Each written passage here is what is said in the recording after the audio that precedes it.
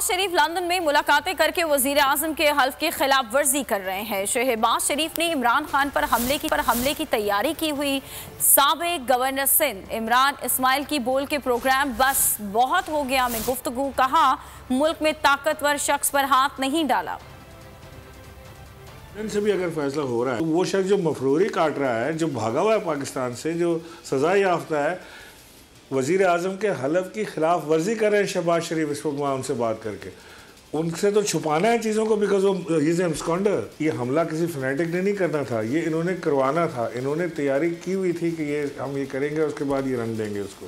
तो जब ये अपने कैफर किरदार को पहुँचेंगे तब आपको पता चलेगा कि इन्होंने कितनी घिनौनी साजिश की। ये आज भी बैठ के ये कह रहे हैं कि जी कोई रिलीजियस एक्सट्रीमिस्ट इमरान खान को ख़तरा है, वो इमरान खान को मार देगा, क्योंकि इमरान खान ने इतनी उल्टी सीधी बातें इमरान खान के नाम से मंसूब ये कर रहे हैं।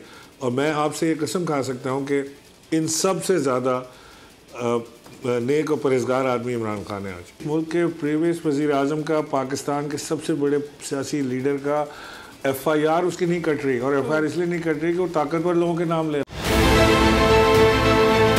बहुत अच्छी कवरेज की है, ये मार्च की तो ज़बरदस्त कवरेज थी, बॉल की प्रॉब्लम सबसे बेस्ट थी।